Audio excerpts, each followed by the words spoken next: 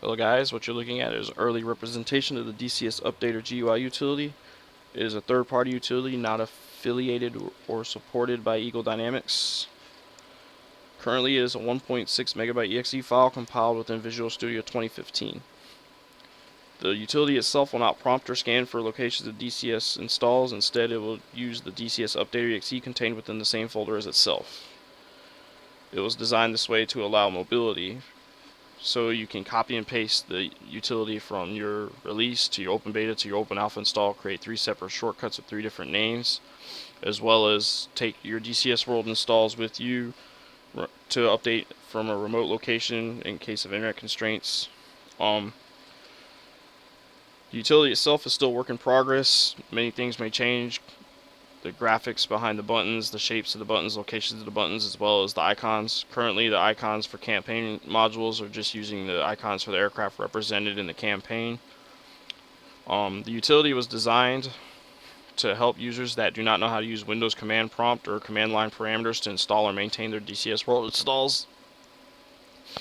So basically, you have 3 main buttons. Launch DCS World obviously would launch DCS World. Update Now will launch the updater and update to the latest version for the install. And Repair will launch the updater and scan the files and repair or replace any files that are missing or corrupt. There's a small link just below those. It'll take you to the update website where you will see the 3 main versions, options to download their installers, as well as a replacement DCS updater exe in case yours is corrupted due to firewall or virus scan quarantine, etc. There's also 4 buttons on the bottom next to the close button. It takes you to the DCS forums, the DCS main website for the eShop, their Eagle Dynamics Facebook, as well as their YouTube profile.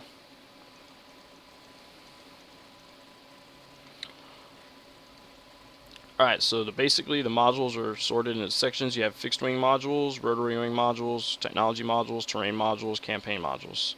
If a user needs to install a module, they simply click on the icon, and the DCS updater will download and install the files for them. Same thing for rotary wing, as well as technology.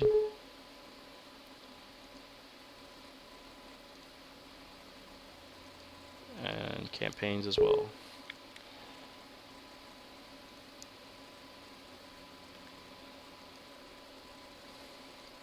Since the utility uses the DCS updater exe contained within that specific install, for example, if you're running the updater utility within a 1.5.2 release or open beta environment and you try and install the Nevada terrain, it is simply prompt that it's an unknown module and open your auto update log.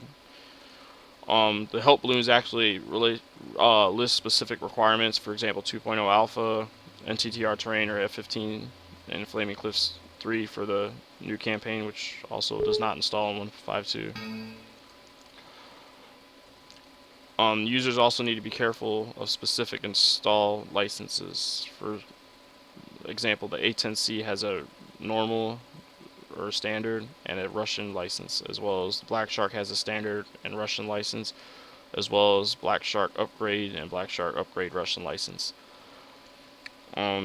Future layout may change, specifically the shapes of the 3 main buttons.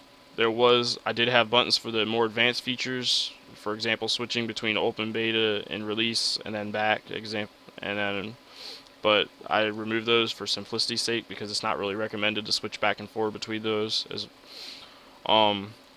As mentioned before, the icons for campaigns may change. Currently, they're just the aircraft representing those campaigns. Whenever there's a new release for aircraft or modules, I can simply add another module icon and make it to where it clicks and runs the command possible. The current version number is actually the date and revision, so this was compiled this morning at so it has today's version number. I have no time frame for release currently. I'm testing it within a few closed systems. I'll probably expand testing as soon as I get the actual layout more finalized. It's pretty simple, so it really shouldn't need that much testing. I look forward to getting it out as soon as possible, though, because I have a lot of users that I know that don't really know command prompt that are still having problems installing specific modules or updating.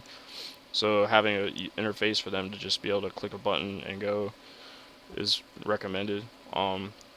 Anyway, I'll go ahead and close this video and close this application, and hopefully I have